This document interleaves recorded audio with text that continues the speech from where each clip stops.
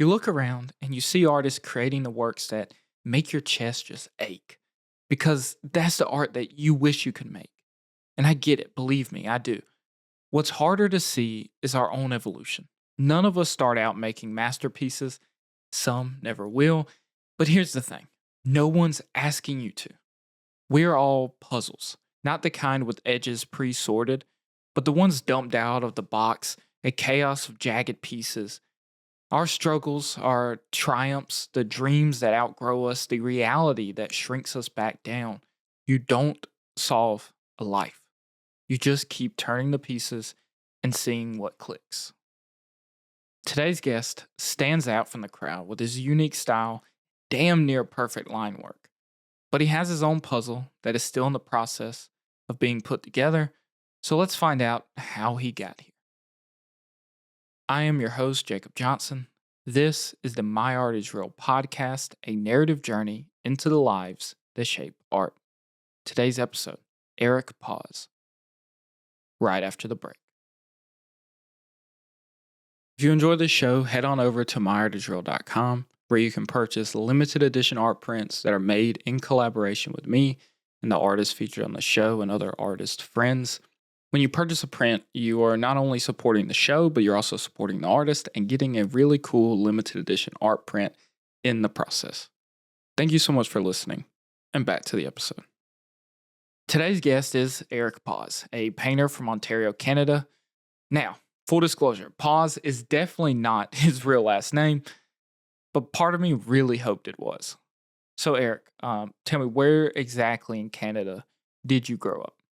Yeah, so I grew up in a town called Niagara-on-the-Lake, about a population of 15,000, sandwiched in between larger cities of St. Catharines and Niagara Falls. And yeah, that's where I grew up. It's a nice place to live. It's pretty relaxed. You can walk to school, not a lot going on, but that's the way I like it. When I was living there, I kind of took it for granted and always thought I wanted to live in a larger city like Toronto as soon as I could. But, once you get a taste of that, you realize that it is kind of nicer when things are a bit more relaxed. Where I'm living now is very similar to where I grew up now. Honestly, for me, I'm pretty split. These days, I'd take a backyard for my dogs over the car horns and jackhammers of the city any day. But then I get these moments where I really miss places like New York. Were you flying solo as a kid, or did you have any siblings? I have one younger brother who I'm still close with. So a lot of the time growing up, we, always play together. Our friends overlap. We're only about 2.5 years apart. We had a lot in common, just play together all day. And what kind of things did you and your siblings get into as kids in that small town? Well, I mean, we had the woods right behind our house. So there was a lot of just playing out there, making forts and whatnot. Typical stuff with kids. I mean, we both got really heavily into skateboarding when we were a little bit older. He was always far better than I. I enjoyed my favorite part about skateboarding was the skateboard graphics, just pouring through the CCS magazines when they came in the mail. And so, I mean, really it was the art that I was most excited about. But I mean, it was nice to just hang out with people and just be outside, I grew up in a small town like Eric, though ours didn't have anywhere to skate. I lived on a dirt road, and you can't really get a board going down gravel. But hearing Eric talk about skateboarding and his love for the designs on them kind of unlocked something I'd forgotten, a distant memory. When I was a kid, I was obsessed with these tiny toy skateboards. They were called tech decks. You could do little tricks with them with your fingers and stuff. But what hooked me more was the designs on them. They often mimicked real boards. They had very bold logos and very cool graphics. And then later, my friend and we'd take the ones that we really didn't like the designs of, and we would scrape off the graphics with our pocket knives. And then we'd redraw our owns on the bottom. It was pretty cool, and I can't believe I'd forgotten about that till this episode. Since the graphics meant so much to you, even back then, did you draw as a kid, or was that spark something that came later? I think maybe my first introduction to art that I really paid attention to was likely comic books. I mean, we had a small store. They only carried, I think, maybe Superman and Spider-Man comics. But I remember that being the first time and just really paying attention to the art. And I would try to emulate it myself in sketchbooks and do an awful job, but it wasn't the point. It was just to have fun. And later, like I mentioned, it moved into skateboard graphics. And with comics, did you enjoy reading them, or were you just mainly focused on the cool art you were seeing? I would say I was more into the art just because, every comic book cost maybe $5 back in the day. And I was a child with no money. So I couldn't really afford to follow the through storyline. So one or two issues would have to do for quite a while. So it was more of what the superhero looked like in the book that kept my interest. Soon, skateboarding led him down a rabbit hole of street art. He and his friends became obsessed. They started going around the city, photographing graffiti, just for them to go back and look at later. From skateboarding, going to different skate parks and seeing different graphics, graffiti was involved in it in a large way. And that kind of introduced me to that art style for the first time. And in Toronto during that time, and still to this day, they have a really strong graffiti scene or street art scene. There's an alley right behind kind of the main street called Graffiti Alley, and it's just blocks and blocks of just the coolest art. To this day, you can go there, and it's kind of a gray area whether it's legal or not. So my friends and I would, before long before we had driver's license, we would buy a bus ticket. We'd go up to Toronto for the day with our film cameras, and we would just spend the day just taking photos of graffiti. So that's all back alleys. We get onto rooftops, and then we go get them printed out, and we just throw them in a shoebox, right? And we just pour over these images because it was just an art style that I'd never seen before, and it was something so new and so exciting. He spent hours studying these images and working in his sketchbook to emulate what he was seeing. And so from there, I think we would try to emulate it the best we could, right?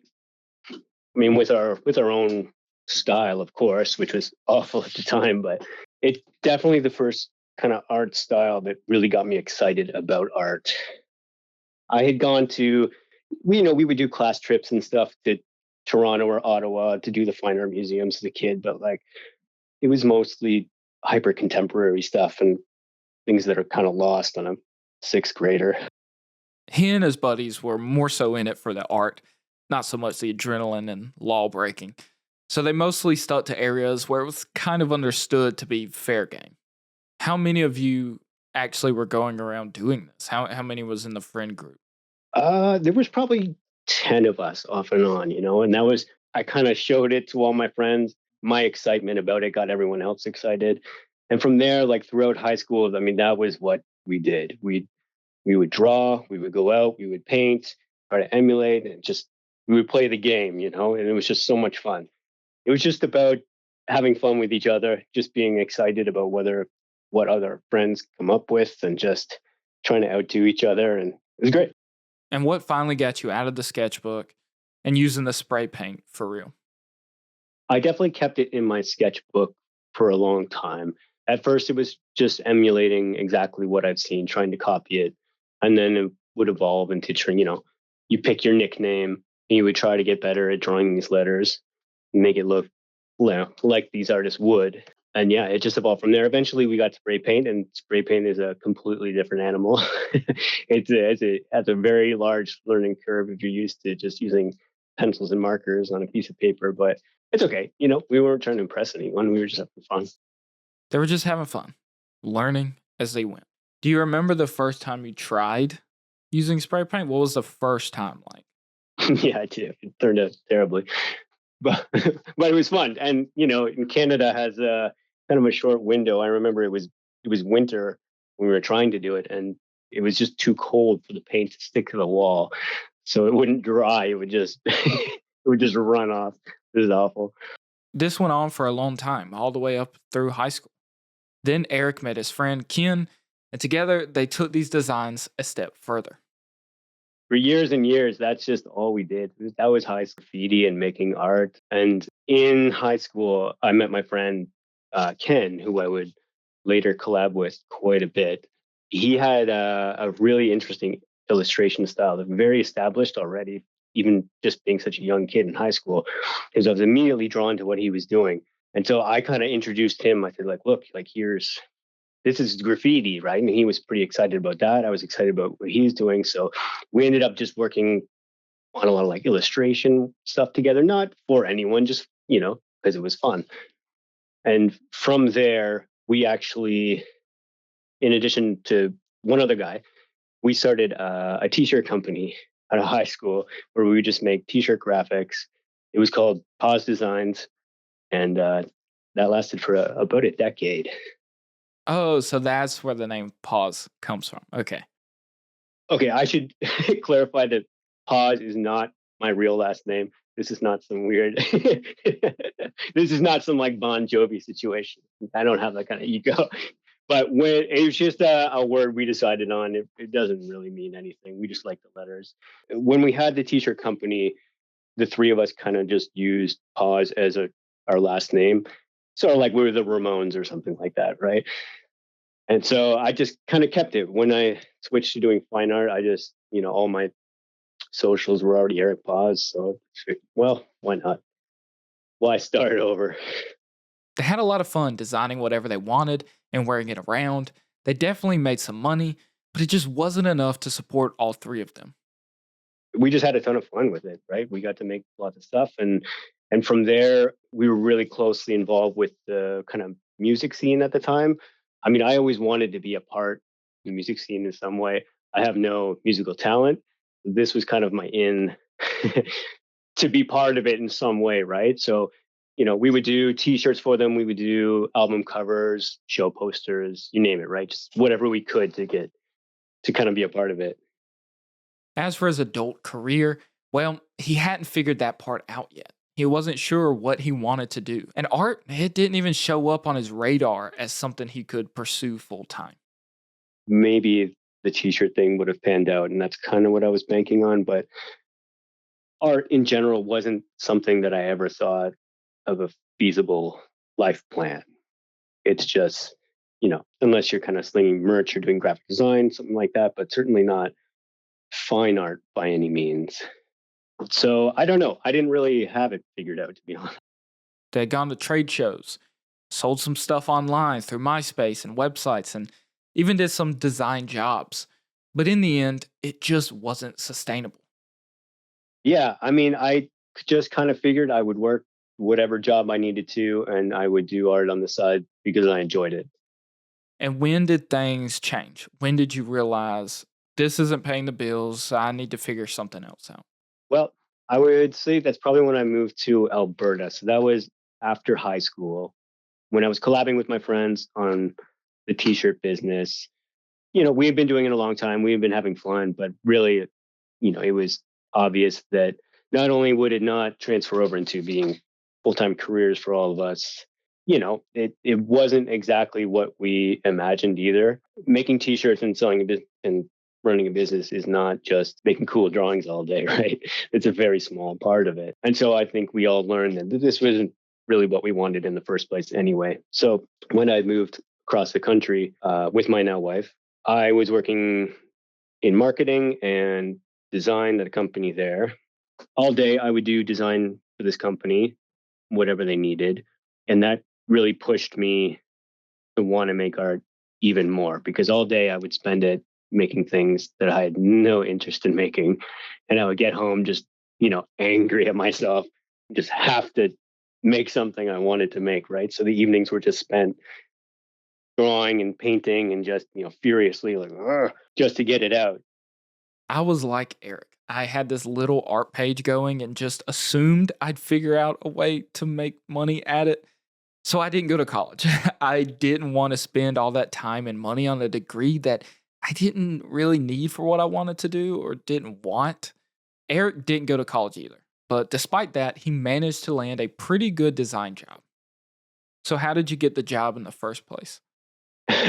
Honestly, I just showed them what I could do. I kind of had figured out Photoshop and Illustrator on my own through running a teacher company where things needed to be digitized. And yeah, it really worked out. Honestly, they shouldn't have hired me, but I think it it worked out for them. I did an okay job. When we're 18, we see the world and our lives is full of opportunities without any real understanding of how hard things can actually be. Sometimes that's a good thing because you don't let that fear stop you. Yeah, I'm honestly, I think the naivete is quite beneficial. I mean, you don't you don't have all these doubts or like you just kind of try. Like, yeah, of course I could do it. How hard can it be, right? When you have no idea the ins and outs of it, it can be beneficial. You can learn a great deal just by trying. Go ahead, try and fail. Don't worry, you can always try again. We all want to be great from the very start, but nothing comes that easily. Remember when Eric had said that the first time they used spray paint, it wouldn't even stick to the walls because it had recently rained? They learned their lesson and they tried again. They got better. At this point in Eric's story, he's working a day job that gave him plenty of opportunity to try out some cool things he might not have explored otherwise. But he was also full of his own creative ideas that needed to be let out. So he decided to pick up the paintbrush, ready to try and fail again. So I think I made my first painting when I was 30 years old on canvas, not talking about something with a spray can on a wall. But it would always be something I wanted to try, but it was just so daunting, every part of it. But I wanted to learn, and so I eventually just taught myself and kept my head down. I didn't post any of it. I just something I wanted to figure out how to do, and that's what I did every evening. Once you started getting good, or at least better, at painting, how did that feel?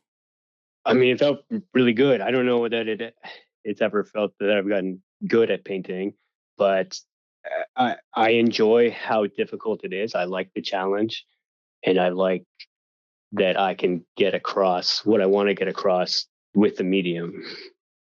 What is it about painting? Do you think that there's something that you can express better or do more on the canvas than you were able to do digitally? Yeah, yeah. I mean, you can achieve quite a lot of the same things with digital art, and there's certainly artists that do. For me, I just like having something I can hold in my hands and have physically here with me. I suppose that's the only difference, really. And it is the difficulty of it, right? I mean, I can spend hours just mixing a color that I want exactly right. With digital art's it's a little more straightforward. And what exactly was it that you would say led you to your current style? So it was very similar to what I'm working in now. So it was kind of a fractured cubist like style, which was quite a 180 from the type of art I was doing when I was doing t-shirts and working with friends. But when I moved, I wanted something different. And by that time, I was kind of sick of doing the graphic design side of everything. So if I was going to continue doing art, I needed it to be something that I truly enjoyed and would want to do every day. So I found the parts of art that I really liked and I combined them. And out came this, to my surprise, very cubist style. It's very, it's busy, it's chaotic, but it's organized and it's clean. There are elements from writing graffiti that transfer over to it very well, at least for me, with just letter structure and the way certain lines flow through it. So all these things are just accumulation of all the art styles I've enjoyed in the past into something new. And once you started to paint, were you sharing these works with people or sharing them online? Yeah, I mean, initially it was just for me, and a lot of the early paintings have not seen the light of day, which they shouldn't. But so I wanted more than anything to have a collection of works that worked with each other in an established style. So it took quite a long time for me to get there and to show it to anyone. After a while, I had enough works, and I did end up posting them just online on an art forum actually, and yeah, they all got bought up right away to my surprise.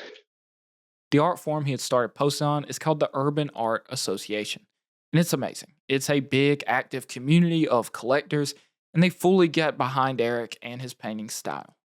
I was just going to say on that forum, one of my earlier images I had posted there, and people liked it so much that the forum actually organized me doing a run of 100 screen prints of it, and and the company Pop Ink stepped up and they printed it, and it was amazing. I mean, this forum like basically demanded a print from me. They organized it themselves, and it sold out immediately. It's fantastic. Tell me, I mean, how did that feel when you just started the style, you just start sharing it online, and you do a print that sells out so fast? I mean, that must have been crazy. Surreal. I mean, anytime someone wants to buy any piece of my art, it's it's hard to comprehend because I know I look at art all day.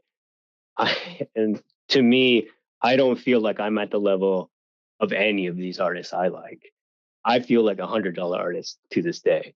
But for some reason, whatever I'm making seems to resonate with people, and it's amazing. And why would you feel like you're just a $100 artist? I mean, it's true though. I mean, all the are we just going to sit here and pretend that James Jean doesn't exist? He exists. We all know. We all know what we could be. We're not that, but you know what I mean. Everyone else is working in like really interesting, awesome styles, and there's so many artists out there that's just I don't know how they did that, and I'm constantly inspired and humbled. I'm always looking at Eric's works and I'm wondering how did he do that? So, how did he do that? So everything will start off very, very messy as sketches first. And when I kind of have an idea of what I want, I will get someone to, like, I'll work from photos for reference. Typically, it'll be my wife because she's around and she's very good at it. And so I will take a ton of photos. I will loosely base, I kind of want it like this. And, it'll be similar poses, but just kind of switched around in a few ways. So once I have all those, and I'll take, I can take probably 100 photos per painting. I'll go through and kind of see the parts I like, and it's kind of like putting together a puzzle after that. There's a lot of moving things around and just seeing what fits and where. And there's a certain point where it just kind of clicks, and yes, this looks. His work is like a puzzle. For example, he might like the way hands look in one shot, but prefer the way the foot is positioned in another. He takes these different pieces, moves them around until, well, it just looks right. It is very much like a puzzle. Remember those little slide puzzles you had as a kid? It was like the 9 by 9. You had to slide them around till it made the image clear. Otherwise, it was just kind of a jump of mess. I feel like, honestly, when I'm putting together a painting, it is quite similar to something like that. There is a point where everything just comes together and just there's an aha moment. It's in there somewhere. You just have to find it. You're so used to this style, but it seems like it'd be very hard to figure out. I mean, but I guess, like you said, it's just figuring out which of these frames or which of these parts of these different gestures fit together until finally it looks right. Yeah, I mean, don't get me wrong. There's parts where I'm working on a painting and it can get very overwhelming and too messy where it's just, I'll have a panic attack and how am I going to figure this out? But eventually it does. You just have to stick through it. Well, I'm interested in that. I deal with a lot of anxiety and panic attacks and stuff. Do you deal with creative blocks a lot and with that? Yeah, absolutely. Honestly, every painting I do, it's like I forget how to make a painting.